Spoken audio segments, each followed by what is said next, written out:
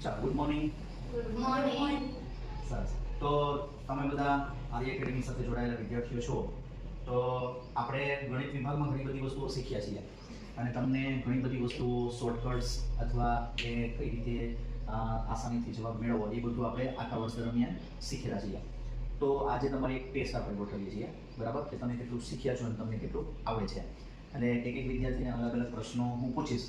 તમારે મનમાં ગણતરી કરવાની થશે, મોઢે મૌખિક રીતે, અને મને જવાબ આપવાનો રહેશે. તો બધા તૈયાર છો? હા. રેડી ને? કોન્ફિડન્સ છે ને? હા. ઓકે. તો આપણે શરૂઆત કરીએ છીએ તીર્થથી. એક પંચમાંશ છે એને દશાંશ અપૂર્ણાંકમાં કઈ રીતે લખી શકાય? 0.2. 0.2. ખૂબ સરસ, સાચો જવાબ છે. પછી પાઠ 30, 45 અને 60 નો ગુસ્સા ગુરુત્તમ સામાન્ય અવયવ શોધવાનો છે.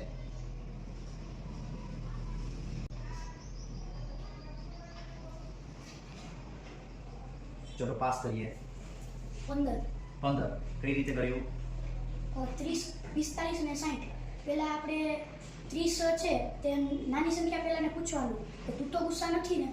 નહીં, 45 ને 30 વડે ભાગી ન શકાય, એટલે 30 થી નાનું 15. બરાબર છે, વેરી ગુડ, સરસ વિચાર જવાબ આપ્યો.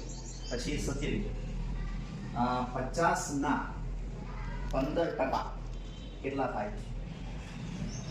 7.5%. વેરી ગુડ, સરસ, 7.5 સાચો જવાબ છે. હવે પાછો પાર્થને પૂછીએ આપણે કે એક કારની ઝડપ 40 કિલોમીટર પ્રતિ કલાકની છે, બરાબર, તો તેને 100 કિલોમીટરનું અંતર કાપવું હોય તો તેને કેટલો સમય લાગે?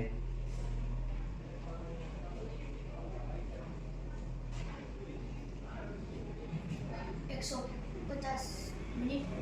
150 મિનિટ. 150 મિનિટ એટલે કેટલી કલાક થાય?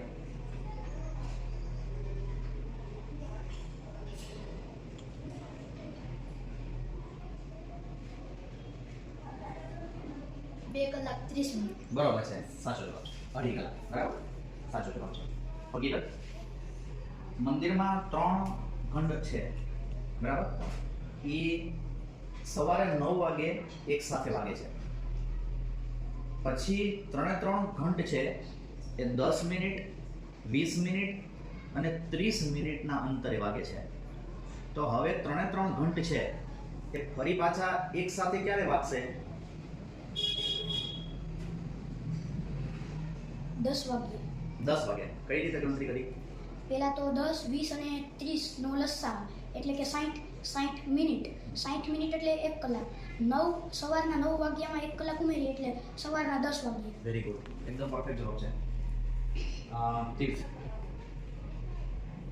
એક ટાંકીની કુલ ક્ષમતા આખી ભરેલી હોય તો 80 લીટરની દૂધ એમાં સમાય છે. હવે જો આ ટાંકીનો 1/4 ભાગ ભરેલો હોય તો જે ટાંકી ખાલી છે એ કેટલી હશે? 60 લીટર. 60 લીટર. Very good. કઈ રીતે? સર, આખી ટાંકીની ક્ષમતા 80 લીટર છે. એટલે એક ભાગ છે, એક ભાગ હતો તો આપણે 80 લીટર ભાગને 4 કરવા પડે, એટલે કુલ 4 ભાગ છે તો 20 આવે. અને એક ભાગ ભરેલો તો બાકીના 3 ભાગ ખાલી છે એ 20 ના છે, 20 લીટરના, તો 20 ગુણ્યા 3 એટલે 60 લીટર. એકદમ પરફેક્ટ જવાબ છે. સરસ. ચાલો, સત્યવી, એક વસ્તુની વેચાણ કિંમત 500 રૂપિયા છે, બરાબર, અને એ વસ્તુની મૂળ કિંમત 400 રૂપિયા છે. તો નફો કે ખોટ કેટલા ટકા થશે? 25%. 25%. કઈ રીતે?